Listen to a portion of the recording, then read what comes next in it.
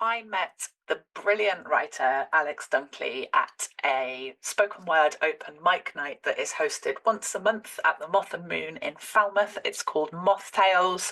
Shout out to Phil Thompson who runs it. And the piece that Alex read absolutely blew me away. So I knew I had to get her on the podcast. In fact, we'd met a couple of days before that, and it was serendipity that we bumped into each other at the Moth and Moon, which made it even more magical. So Alex has very kindly shared that piece on the episode that you are about to hear, alongside a big chat about her meandering career path towards becoming a writer. One of the things that Alex has done and still does is that she's a funeral celebrant. So we talk a little bit about death. So if that is something that is feeling raw for you, this might be an episode to skip, or at least listen with caution and take care of yourself. Alex, thank you so much for joining us. I'm so excited to have you on the podcast. Could you start just by telling us a little bit about yourself and giving us a potted history of your beautifully meandering journey towards becoming a writer? Hi, I'm Alex, and I'm a writer, a musician, and a celebrant. And when you asked about my potted history, my instant reaction was a potted history. I've got ADHD. There's no way I can do potted history. We have a whole podcast episode exactly. on the history. It's like, how do I do that?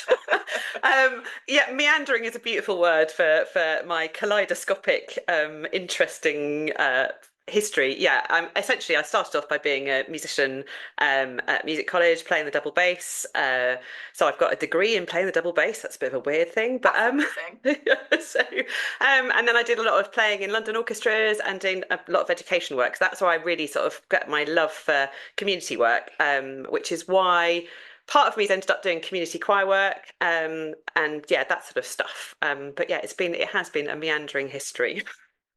Amazing. Why don't we dive in there? I mean, my husband and I are both slightly obsessed with the double bass. We go to see live jazz quite a lot, and we're always watching the double bass player. And I remember Okay. there was a wedding we were at, and I don't know why. It was the early hours of the morning. We were we were in an imaginary band, and we were arguing over who got to play the double bass in our, like, it was like air double bass and air drums. Amazing. And he Brilliant. won the toss, so I had Oh, to play okay. drums. But I've had the privilege of seeing one of your choirs play. You opened for Harry Baker recently, which has got to be like top line of the CV. Yeah. Absolutely incredible. And you only told me afterwards that that was one of the first times that choir had performed, and I would have had no idea because it was just spectacular. Tell us a little bit about your sort of music career, being a professional double bass player, and the community work you're doing with choirs now. So yeah, that was their first ever performance. That That's Harry Baker gig. wild. It was wild, utterly. But what's brilliant is that yeah, that's come on the back of, I guess, 25 years of working around in and around music. And yeah, the education stuff is where the drive has come for all the community music, because I realised that although I loved playing, I found that sort of glass screen thing of being a performer really difficult, that you didn't have access to the audience. So although I adored the concerts and I did some amazing stuff, so yeah, being a professional double bass player, I've played for Schulte, I've played for London Symphony Orchestra, doing, really extraordinary things. But there was always that disconnect, that you didn't have the conversations with the audience. You didn't really find out. I guess it's all about story. That's where it really comes back to. The education work gave me the ability to find out about story, about who we were working with. And then you start creating music with people and realizing there's magic in all of that. And it doesn't have to be Absolute anything magic. huge, but yeah, there's absolute magic. So then moving back to Cornwall a couple of years ago, I was like, really, really want to start up my own choirs. I don't want to work for other people. I actually want to do this. And I was brave enough to start up two little ones. The Nuki one was the first one. And I just got asked by somebody who I knew. He said, really, really, we'd love to have a community choir because we're a bit of a disparate bunch and we surf together, but we'd really like to sing together. I was like, great, that sounds perfect. So yeah, hence From Scratch was born.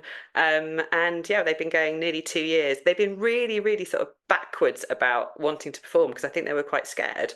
But now, having done that gig, they're like, when's the next one? Amazing. I love that. I love Yeah. that. So yeah, it was great. Really And exciting. tell us a bit about some of the pieces that you sung, because there was quite an eclectic mix Yeah, of so it is a music. and it's really quite hard to describe. Somebody asked me the other day, well, what sort of stuff do you sing? It's like, Yeah, and I do need to get better at answering that Mm. because I guess we sort of describe it as earthy folk music, but it's world folk music because one of the songs we sang was a Senegalese harvest song. So Kaki Lambe is Mm. about a procession of a mask through the village, and I've picked that up from workshops I've been to. One was by a woman called Helen Yeomans, who used to have an amazing choir in Totnes, and she writes just the most glorious choir music. And it's all simple and it's just easy to learn, but it has such an impact. That was the one we changed the words and we were singing to Harry Baker. So that was just, yeah, it was magic. So amazing. I don't think he quite knew what to make of Nuki because there was so much love for him in that room. But yeah, it was Absolutely. beautiful. And I said to you at the time, it was one of the things I loved was just seeing how much you came alive when you were conducting that choir. It was so beautiful to see you in your element.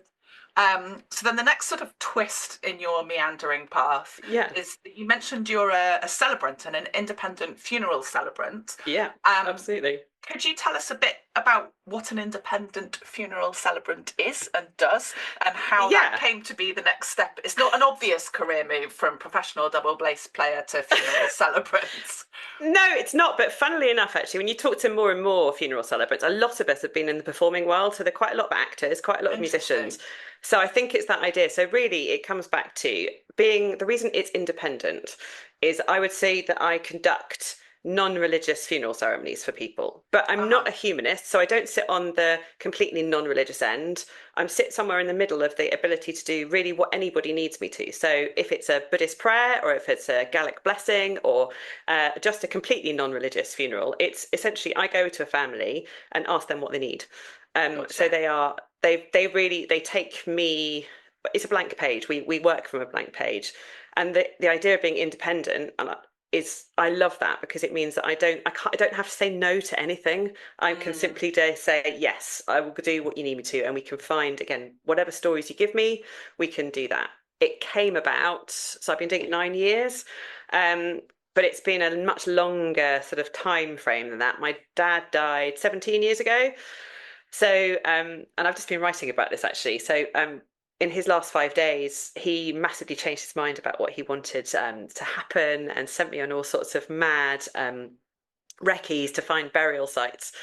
And one of the conversations we had in those last 5 days, he turned around and went, "You could do this for other people, couldn't you?" I was like, "What? What do you mean?" He said, "Well, you are basically organising and writing my funeral. People always need funerals." It's like, "Oh yeah, they do." He's like, I think one of the things he said is it doesn't go out of fashion. It's like being a plumber. It's like, okay, slightly random, I but I love get that. what he meant.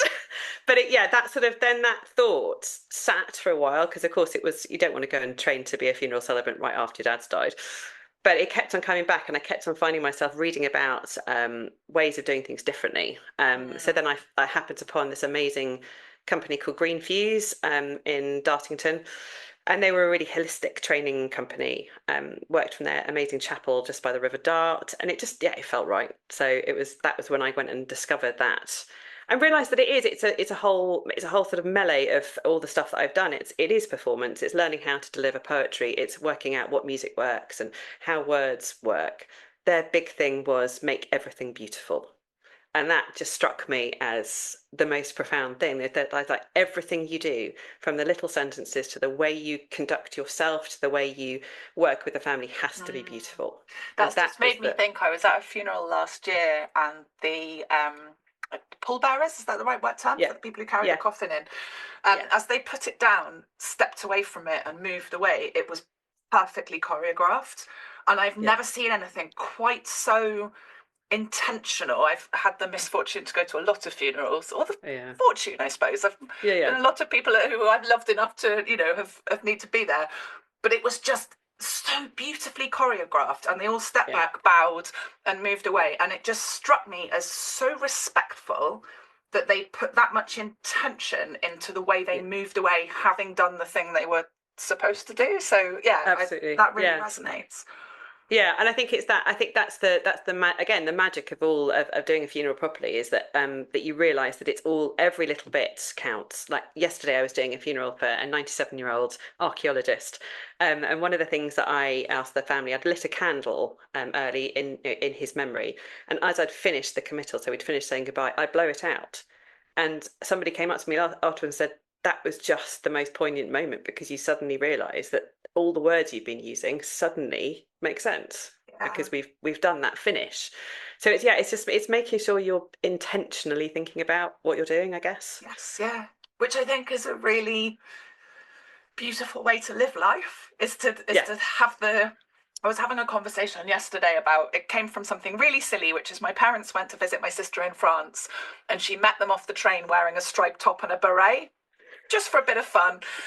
And I just thought there's something really important about having the capacity for whimsy, Yeah, having enough space to have thought of that and done it for no reason absolutely. other than it would bring a smile to their faces. And I think also having the capacity for intentionality, the capacity Mm. to think those things through, I think there's something really powerful about that.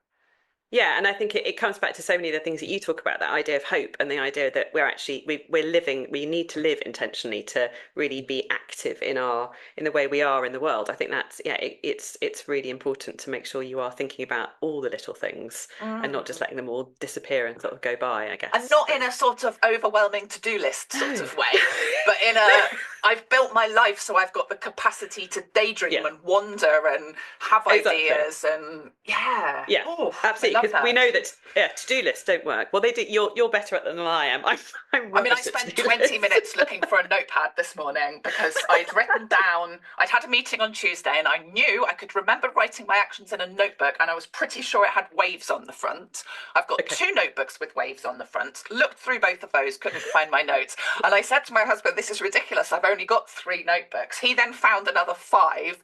We Oh, went through all of them, and the notes were in the first, literally the one that was open on my desk that I'd looked in first. Those were my notes. And I was just no. like, thanks, little ADHD brain. That was half an hour of my day I'm not getting back. Exactly. So, Absolutely. yeah, I'm How not annoying. great at to do lists, No. as much as I may appear to.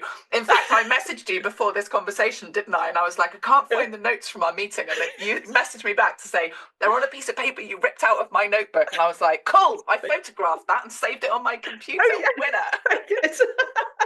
Perfect. In a moment of foresight of, I'm going to lose this piece of paper. Exactly. Oh yeah. Pieces of paper are a nightmare. Oh dear. Yes. So all of which is a little meandering way to say this is not about Yeah. to-do lists, it's about capacity. Exactly.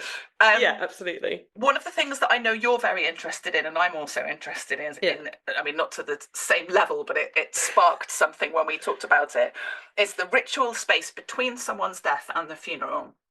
Yeah. And I would love to know more about that, why it's important, and what your interest in it is.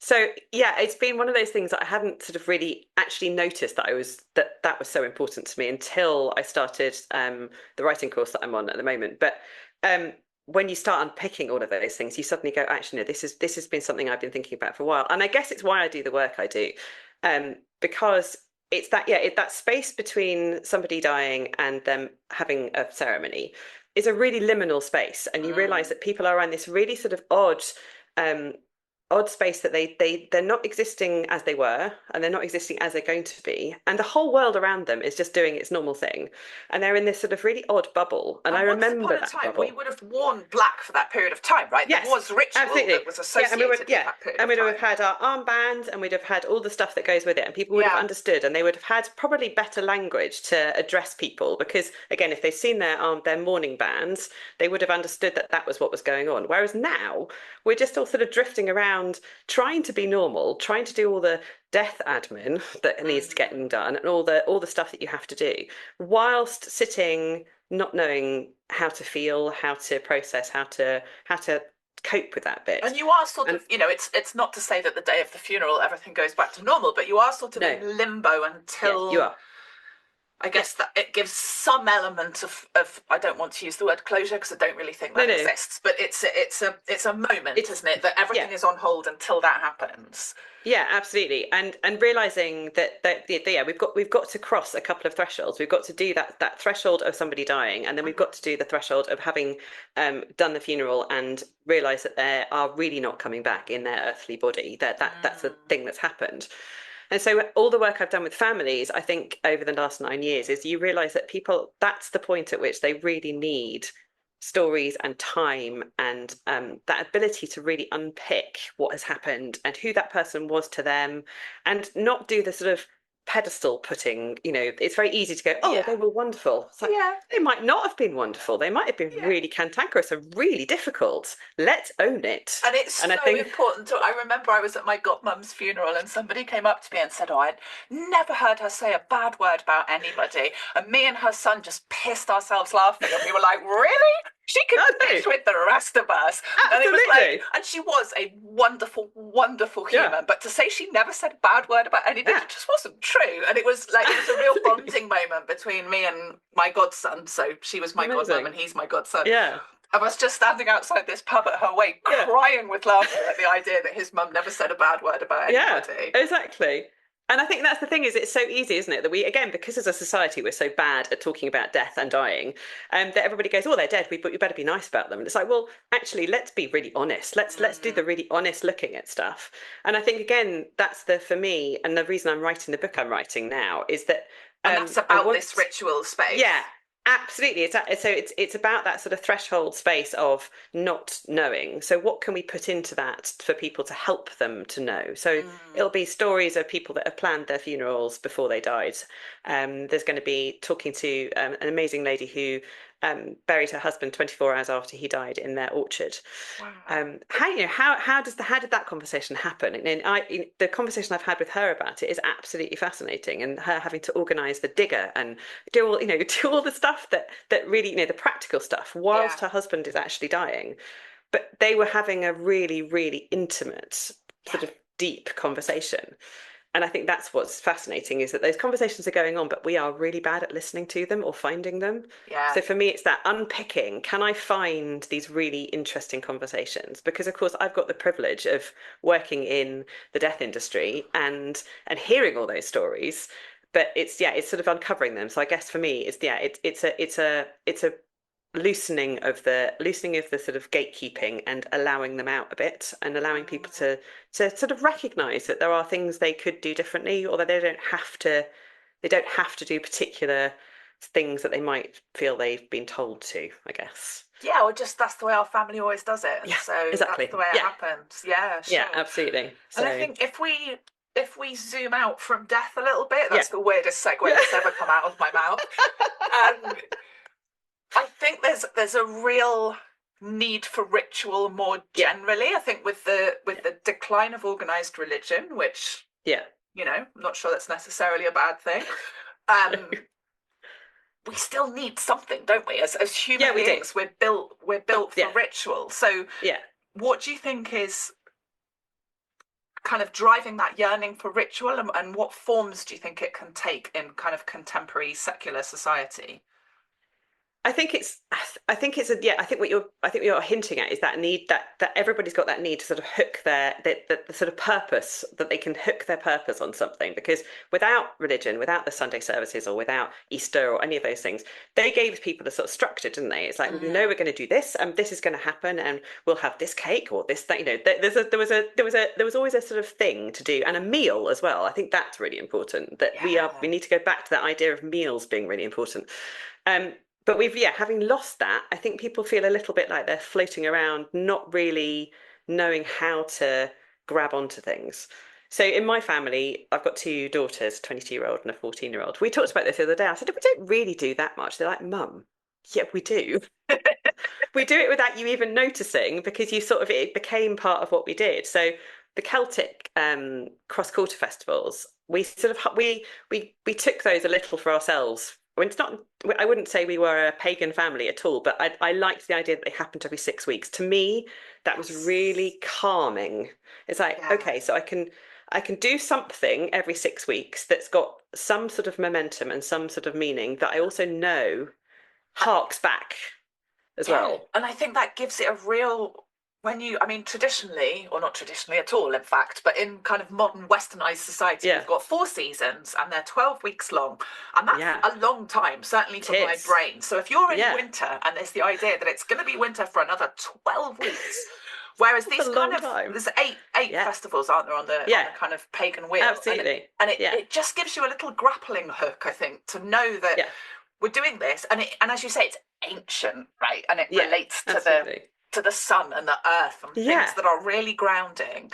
And it's just that absolutely. sense of, and I'm very new to celebrating these festivals and, Yeah. probably getting it all wrong and what have you, That but doesn't matter. and I don't think it does it? It just gives you that sense. And I think it also, I remember going for a walk shortly after Imbolc and noticing lambs. And I was like, Yeah, isn't it a bit early for lambs? It's not spring yet. And I'm doing air exactly. quotes around spring. Yeah, But it's like, well, I've just celebrated Imbolc, which is all about, yeah, yeah, the oncoming spring. And I think it just absolutely. connects you to your It does. environment more. Yeah, and I think that's the really important thing about ritual for me is when people it becomes a sort of big word and you go, oh, ritual, that sounds a bit complicated. And it's like, no, actually, I think what is really important is to celebrate the little tiny rituals that we probably all do every day. Mm, Like cleaning your teeth is a weird ritual, but you can make that intentional. It's like, mm, am I going to think about the fact that I'm doing this? Or we don't do it as much now, but we used to light a candle every time we had supper because it was like, okay, we'll just let's do that. And I didn't say anything, but inside I was like, I was quite thankful for the fact we had food on the table and that we were all sitting down together. yeah, That is a ritual. That's a ritual. That's something simple yeah, and it comes back to that intentionality of things. It's like, I'm just yes, going to mark this. I'm going to make sure that I've thought about it and then I'm going to do something else. And yeah. I'm not going to sit and be sort of pious about the fact that I've lit a candle and go, I've done my ritual now. Um, Yeah, but but it is just that it comes back to that idea of creating the space for yeah, intentionality, doesn't it? I'm gonna, absolutely. I'm gonna like, this is gonna be a strange segue. I was watching Queer Eye, and Okay. one episode of Queer Eye, which was one of my favourite programs. I Yeah. don't remember which culture this lady was from, but she had an altar to her deceased family members in her home, and whenever she was thinking of them or missed them, she would just light an incense stick or light a candle. Yeah. And I thought, what a lovely, like, really small gesture once that thing has been built. It had Absolutely. little photos Yeah, and yeah. little objects that reminded her of those people. But I think so often we sweep death under the carpet, we never mention those people again, Yeah, and all our feelings just get smushed down. Whereas having, absolutely. and I have actually identified a little spot halfway up our stairs where I'm going to build one, just to have Yeah. that moment of like, I'm Mm, thinking of you today, or I miss you today, or it's the anniversary of exactly. your death, or it would have Yeah. been your birthday, or Yeah. so.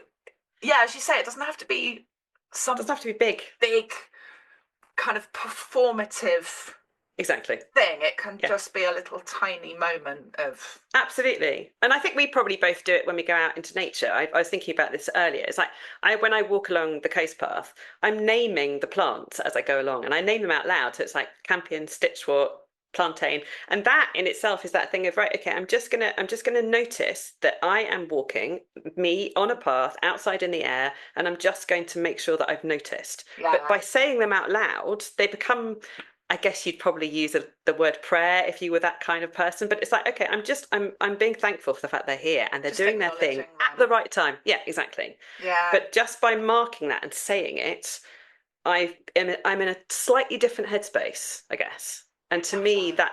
that is just enough of a ritual connection to the landscape Yeah. to make It sure I've brings you done, out yeah, of your head and your busy exactly. to-do list. Yeah, And I had a really absolutely. interesting conversation with Gillian Burke for the book I'm writing, Yeah, Walking the Cornish Celtic Way. So she joined me for a section of it, and we were amazing. discussing what indigeneity means. So what does it mean Yeah, to be indigenous to land? And the definition she gave me, which I think is absolutely beautiful, is that you understand the language of the land. So you can be in dialogue with the land. yeah, And I think learning the names of the plants is a way to do that, right? It's a way yeah, of going, this is not absolutely. just hedgerow flowers and Yeah, I'm noticing them as a blur. It's like, oh, yeah, actually, that's a red campion and that's gorse. yeah, And that's, absolutely. I Yeah. don't know many more than that because I haven't learned them all yet. But You I think will. there is Yeah. something about, Yeah. yeah, kind of acknowledging them in the way you would a person. You would say, hi, Fred, Yeah. if you walk past a person. Exactly. So, yeah, Absolutely. Yeah. I And I love think that, that. yeah, and that's a great thing. I love that phrase of learning the language of the land because I think that's what all of this comes back to for me is it's why I sing the songs I do. It's why I write the way I do. It's that actually, I want to make sure that I'm being of the place I'm in, and I think that's Mm, that's really important to me. And not, I borrow from other cultures, but I'm very clear that I am borrowing. They're not yeah, they're not mine. Yeah.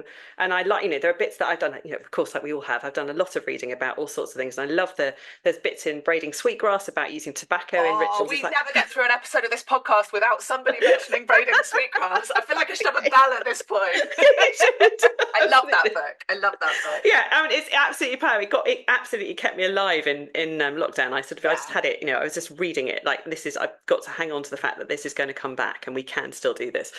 But yeah, that her ritual with coffee and tobacco is their ritual, but you can adapt that, and you can, so one of the things I do when it's my dad's birthdays, he used to smoke, which is one of the reasons he died, but that's beside the point. But I take tobacco and I take it out. I can't go back to his grave because it's miles away, but I take tobacco out onto the land and just, and intentionally again give it back. It's like this is what he loved doing. Yeah. So again, it's that just those little, just making clear decisions about why you're doing something, Yes, I yeah, guess, is the yeah. thing. And as you say, it doesn't have to be big or performative. No, It can be not a at all. tobacco pouch in your pocket and a walk on Yeah, the beach. And exactly. even the people Yeah, you're with might not even notice that that's what you're exactly. doing. But yeah, Absolutely. Yeah. that's really So beautiful. I love that. So you went on a writing retreat recently it called did. Writing Yeah. Trees and Seas with the brilliant Will Menmuir, and I am so gutted because I was this close to doing it and didn't, and I've heard so many amazing things from both you and Will. Yeah. But I feel like that was a real turning point for you Yeah. in claiming both a spiritual experience and also your identity as a writer. Yeah. So I'd love to hear a little bit more about both of those things as a result of So the writing retreat I wished I was also on. but you missed synchronized swimming at I Lamorna know. Cove. I So, know. that was one of the most amazing experiences beside the writing, but it was like, how to remember to play properly with 12 grown-ups in the sea, just kicking our feet like we were 5. It was just absolutely brilliant. But yeah, I was really lucky because I got one of the funded places from Disky to go on their course. So it meant that it was incredibly accessible to me, which was even as a sort of beginning, I felt really like there was something poignant about it. It's like Yes. there's a place being given to you, go and enjoy it and go and take what you can from it. Yeah. And Dion was so incredibly flexible about how I did that as well, because I'm a single mum, so I couldn't stay. So I spent until the evenings there every day and then came back in the morning. But yeah, it was 5 days at in the most amazing house in Lamorna, which has a fugu in the garden. Now, And for me, for the uninitiated, what is a yes, fugu? that was one of the most exciting bits about it, because I'm a slightly geeky about all these things. So a fugu is it's the Cornish for cave. It's the Cornish word for cave, but fugus only exist in from the Lizard down to this bit of West Cornwall. So there are about 24 of them, sort of in bits, but there are about, I can't remember, maybe 12 that you can actually go and visit. They are, well, this is the thing, nobody really knows what a fugu is. They relate to a Brittany thing called a souterrain, which means subterranean, but they were never ever used for burial. So people assume they look quite like a burial dolmen because they've got a capstone and an entrance down. But they aren't. They've never had bones in. They've been looked at by archaeologists, and there's no evidence of burial. There is a theory, and it's the one that I subscribe to because, of course, I do, that they are portals to the underworld, which in itself is just like, oh, that's just magic. It's like, what you mean? I can go and visit somewhere that we think was a portal to the underworld, and it's still there, and I can just go and sit in it. And so, yeah, the fact that there was one of these, and one of the most well-kept ones, so it's called Bowley Fugu, in the garden of this house. It's like, so I can go and sit for 5 days writing around this thing and go and have some time in it with nobody going, what are you doing that for? Because of course my children think I'm a bit mad. So yeah, that was exciting. So yeah, and I'm sure it's one of the reasons Dion chose the place to have the retreat, and also it's inspired a vast amount of writing. Ethel Colquhoun wrote one of her books around the garden there and the walk down to Lamorna Cove, so it's been used a lot. But yeah, so that was exciting. But the writing retreat itself felt quite daunting because it's like, writing. I'm not really when people ask you at dinner the first night, or who are you, what do you do? Of course, my instant, I'm a musician. They're sort of like, what? I'm not going to talk about writing. Despite the fact you are partway through a professional writing master's at Falmouth University. Yeah, exactly. But that was before that, and this was, I guess, also it was a precursor to that course because I'd sort of been reading about the writing masters and going, that just looks really fascinating, and I'd love to do it. But again, in my sort of inside brain going, but you can't do that. You're not. You've got a music degree and you don't really do any writing. So I think getting the place and then going on the course and sitting with other writers, I was like, maybe I can do that. Um, which was, yeah, it was a sort of it was a really interesting sort of 5 days because of course halfway through the week, Will and I sat on the staircase in this house and I went, I can't do this. And we had to go and find a quiet place because everybody was doing their writing and I was like I was in a proper 14-year-old funk. It was that I just can't do my maths homework. This is awful. And it was one of those moments. So we sat like some teenagers on the stairs. He's like, come on, right, talk to me about what this is all about. And so we unpicked it and he sent me off.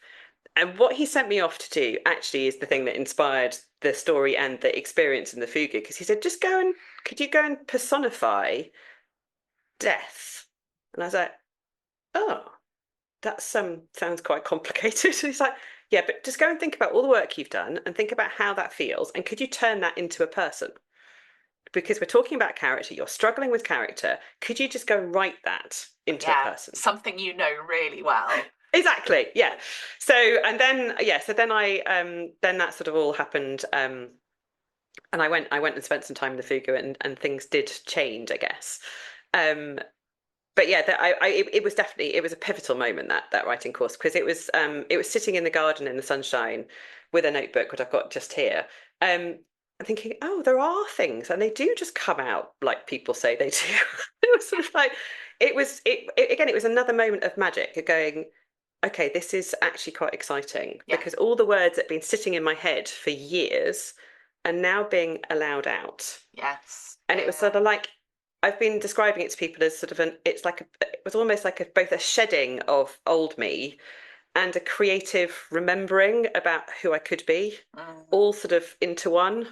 So yeah, it was an extraordinary week, and having walking, and basically we just walked with Will a lot. He took us on lots of walks. Yeah. But yeah, it was the conversations with other people and just sort of being able to really talk to other writers. And again, none of us, we all did this about being a writer with air quotes. It's like, writers, are we writers? Yeah, and it's so interesting because one of the question that you've told me before came out of that experience for you is, am I allowed to be a writer?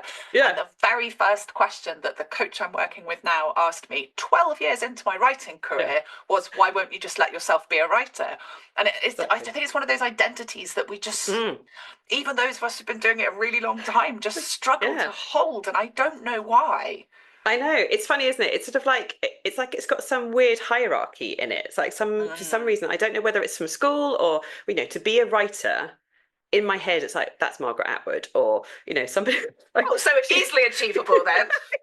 I think that's the thing. It's like, okay, if she's a writer, I'm never going to be Margaret Atwood, therefore I can't be a writer. Might as well give up now. Yeah, exactly, absolutely. So yeah, and it's very. But again, I think possibly coming from the musical world as well, it's like I've worked really hard to be an excellent musician, and still I wouldn't really call myself a musician in the sense that other people did, because I was always going, well, I'm not sure about that. I don't really, and there was always apologetic. I don't really do it. I sort of do it. Yeah. This is also a very neurodivergent trait. Yes. This idea of like holding ourselves to wildly high standards. Absolutely. And, beating ourselves up because we're not Margaret Atwood or Yo-Yo Ma or Exactly. Yeah. Absolutely. Yeah. Exactly. And I think that's what's been really, really interesting about the master's course, is trying to unpick that. And that article that we worked on together about who are you? How does this work? How does the process work? What does writing look like? Does it look like sitting at a computer and producing 2,000 words a day? No, it doesn't at all. Not for me. Yeah. But is that okay? Yes, it is. Because actually, the things like the process, I'm sure you're going to ask me to unpack the Fugu process, but sitting that process was writing.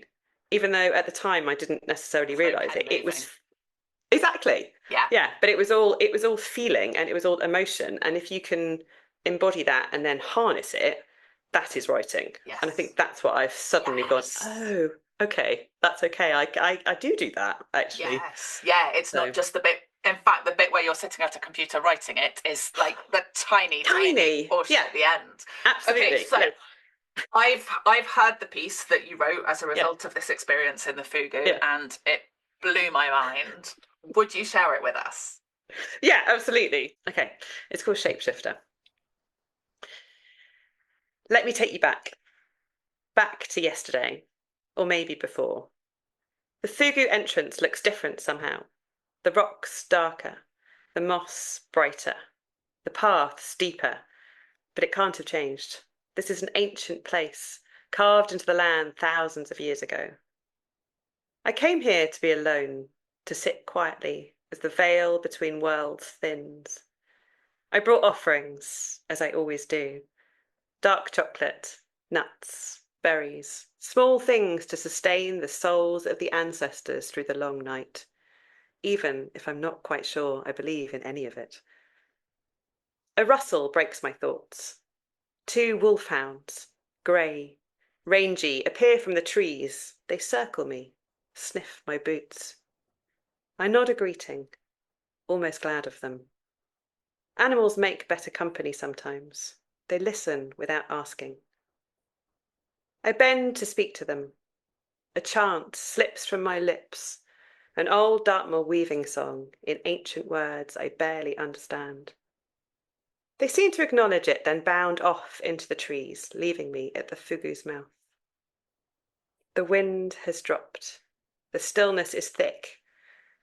At this hour, the last of the sun strikes down the entrance just so, lighting the stones like a hidden altar. I walk carefully down, wet leaves beneath my boots. I realise I've been holding my breath, so I let it go. It catches the air like a ghost. Inside, I crouch by the side chamber, feel for the carving. A goddess, they say, hidden in the stone. I can't see her, but I know she's there. I place my offerings and hum the chant again. Something brushes past my legs. The air shifts like a skirt sweeping by. I turn. Nothing. But the feeling lingers. The cave walls glisten, drip by drip. Spider nets hang like white baubles in the cracks. This place crawls with unseen life. But I have come here to sing. Badamoy mama, badahoy mama, way, way, way.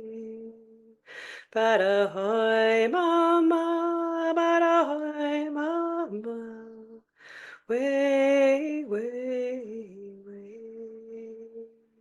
I sing to wake the stones, and something stirs. The air shifts again behind me. A touch on my shoulder. I turn, and it's like watching an old cine film flicker to life. A woman takes shape, not quite solid, not quite spirit. She wears a long woolen skirt, patched and worn, a shirt tucked into her waistband, and a silver bear pendant resting above her heart. Her face keeps shifting, never quite settling. Her hands, though, steady, strong. She looks at me, waiting. I falter, then sing again. The chant fills the cave.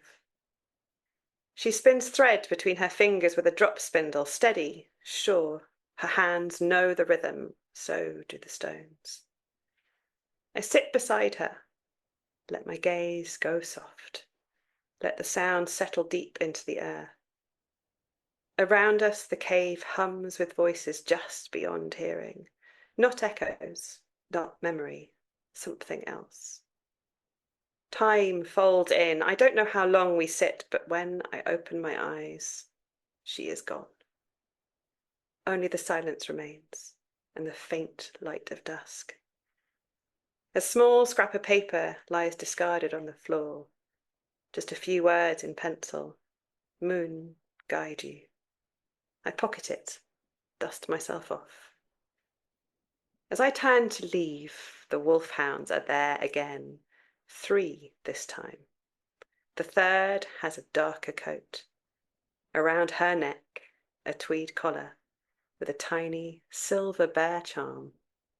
I smile. Not everything can be explained, and maybe that's the point. The old stories of Hecate Rebound, shapeshifter, and guardian of portals. I walk back into the dusk, singing the high part of the chant, a note that rises like a howl, and I raise my eyes to the moon, just peeking through the clouds. Badahoy mama, badahoy mama, way, way, way. Badahoy mama, badahoy mama, way, way, way.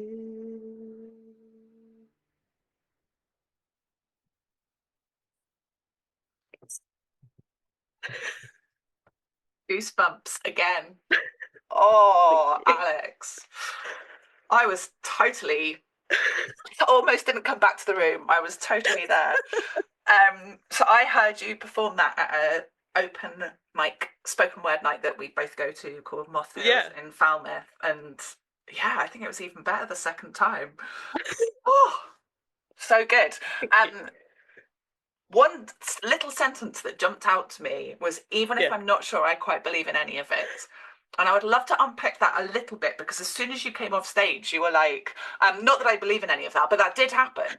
And it just really struck me as this sort of, and I think a lot of us Mm. struggle with this kind of dance between, I am a rational Yeah. human and I've been brought up a certain way, and yet these beliefs and these rituals are calling to me. So talk to me Yeah. a little bit about that. I don't believe it, but it did happen, kind of Yeah. So that dichotomy. absolutely, and I think it has been a dance for. I think it's a really good phrase for that. It's been a dance for years. This whole idea that I read a lot about this stuff, and I sort of go, "Oh, I understand it in a cerebral way." It's like, yeah, I get it, and it sounds really interesting, and it sounds really sensible, and I can sort of put it into practice. But until that thing happened in the Fugu, so I was down there, and I was on my own, and it was dusk, and there had been a dog wandering around. And I was singing a song about circle of women. So the words are may the circle of women always go on, or something like that. But it's got about mothers and sisters, and so I'd sung that. And as I got to the chorus of it, which is quite like that sort of chant, it's got a refrain. I felt a pair of hands on my shoulders, and I was like, just turned around. It's like, this must be just one of the people in the group who just come down to join me. They've heard me singing, and they've just come here. Absolutely nobody there. I was like, okay, that's just a bit weird. And again, I don't. My rational brain went, don't be daft. That's Mm. that can't happen. But I felt compelled to keep singing this song, so I kept on singing about the circle of women. Um, and these hands stayed there, and it was like they were backed up by woman after woman after woman, and it was like there is this sense that this cave, this fugu, has been filled with women, and they are now here. And I was like, okay, just carry on singing. I was listening to this, you did know that funny Yeah, dialogue you get in your head going, no, yeah, I don't know what to do about this, but I'm just going to carry on and put my hand on the stones. It's like I'm just gonna sing this until it feels right to stop, yeah, and just be okay with the fact that I don't really understand this yeah. and I don't really know what's going Yes. on. Yeah, that sort of sitting in the discomfort of not knowing, Yeah, as the person who ran exactly. my master's course used to say. Yeah, Yeah, yeah. absolutely. And I think, and then, yeah, normally I would have come out and gone, oh, that was just a load of, bullshit. Don't be, that's just one of those weird coincidences. It's like, actually, if you really think about where I was and in this extraordinary place that's been preserved, and they also are now talking about, again, I said to you, I can't find this paper, I must look for it. They're wondering about whether fugues were built as the bleeding spaces for women, that it was a really vital point in a settlement, because the women needed protecting. They needed keeping, in those times, they needed keeping safe and warm and all of those things. So that would make sense that Mm, those spaces are filled with women's voices and mm. women's feelings and all the emotions, and their blood would have been in the earth and that stuff. Yeah, Actually, I went, do you know what? Okay, take it in and just go with it. Yeah. So when I was asked to write a fiction piece for my course, I went, I don't write fiction. I don't do fiction. I do non-fiction. And I suddenly was reminded of Will having said, personify death. Can you weave it all in? It's like, and again, I found myself on a coast path talking to that woman. And it's like, Mhm. okay, who are you? Where did you come from? What have you been doing? And just having a conversation with that memory of her having been in there Yeah. is how that story came about, I guess. Amazing. And you're still asking the question, am I allowed to be a writer? Come on. Come on. Oh dear, it's funny, isn't it? But yeah, I'm that again. That Moth Tales a month ago was another really sort of pivotal moment. Going, oh, people are actually listening to this.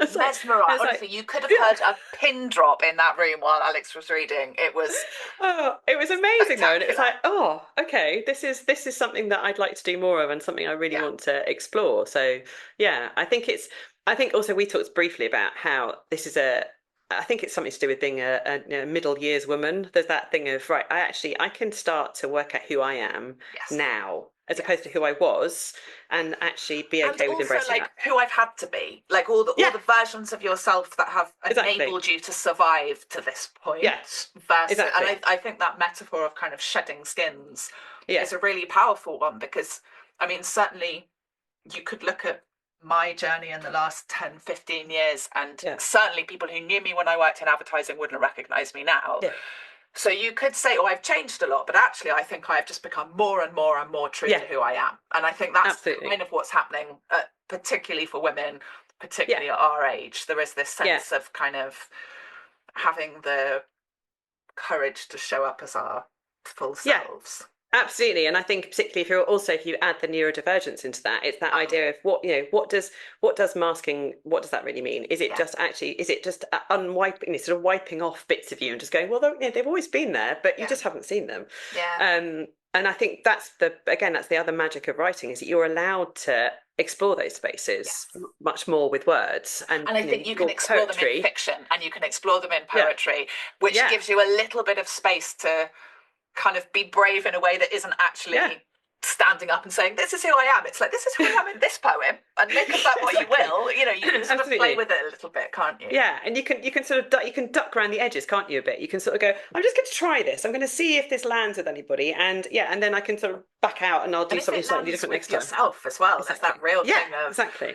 I wrote a Yeah. poem that was, it's called Both and it was kind of exploring gender identity. And it was only through writing that poem that I was like, oh, I'm not sure Yeah, I there's something there. do you know what I mean? Yeah. There's something Yeah. there that's just a little Yeah. bit, yeah, kind of, Absolutely.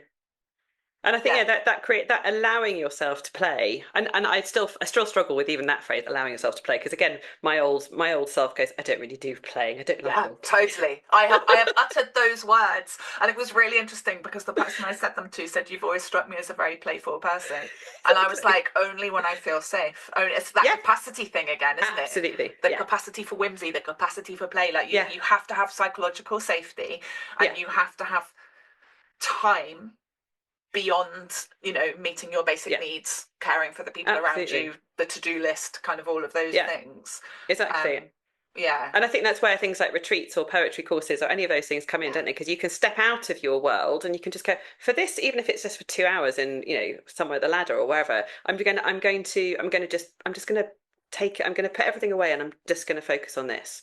yeah, And I think that's what, again, that's the brilliance of this. And having, I know you talk about the millions of notebooks, but I've now got that little story has gone into its own separate notebook, which I'm now using to do specific creative stuff with, yeah, rather than nice. writing. It's like, okay, so even that, just I'm going to boundary it and allow it to Yes, be its own thing, which yeah, feels important because otherwise, yes, it gets put on another pile, doesn't it? creating a bit of literal space for it in its own Yeah, notebook as yeah, well as exactly. metaphorical space. I love Yeah, that. absolutely. Yeah. Alex, I hate to bring this conversation to a close because I am having Fine. such a nice time, but we are almost at time, and I have one Oh, it's last okay. question for Yeah, go on. you, which is, well, it's kind of three questions rolled into Yeah, one. go on. The subtitle of this podcast is Conversations about Hope, Yeah. which I kind of come at from various different angles, but to sort of really answer it straight on. I would love Yeah. to ask you, what gives you hope? What are you hopeful for? And how do you hold on to hope when it gets hard?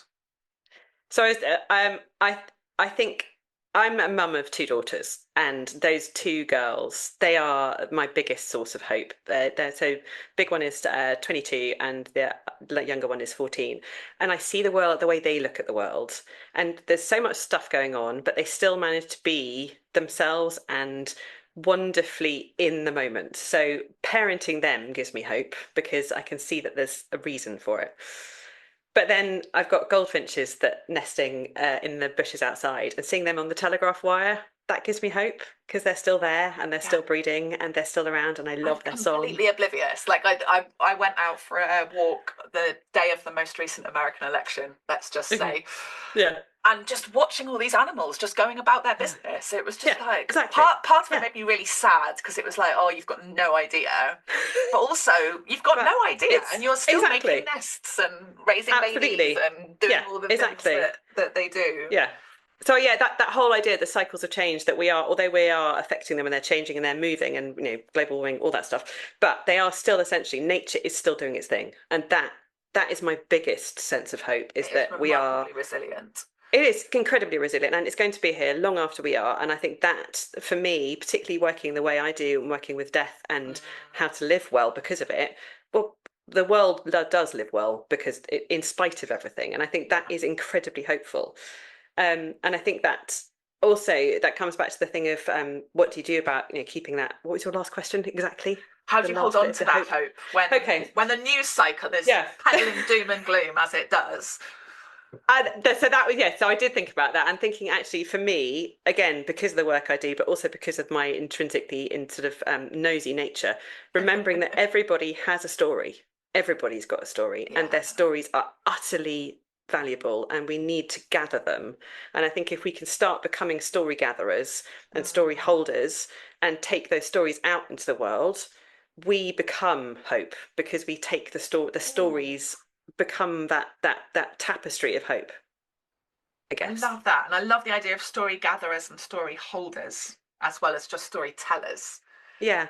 I Yeah. think the gathering is the most it almost the most important thing is that listening intently to stories Yeah. and then taking them on and making sure that they're still alive. I think Yes. it's keeping story alive is the way, we started from story back in the Stone Ages and we need to keep the stories going. I think that idea Yeah. that yeah, And that fire of that's the other stories. part of writing Yeah, that people don't see is the listening. And again, it's having the yeah, capacity to listen. It's having yeah, the presence in the moment to notice yeah, what's being said between what's being said. And exactly. Yeah. yeah, yeah, And when somebody says they haven't lived a very interesting life, it's like, well, tell me about when you did whatever, and they'll yeah, suddenly tell you the most extraordinary story, and they go, oh, but it was nothing. It's like, no, but it wasn't. yeah, That's absolutely it's perfect. yeah. Yeah, and the idea that I think I find myself often saying to people, whatever you're going to do and whatever you want to do with ceremony or with these stories, that will be perfect because it's the way you want to do it.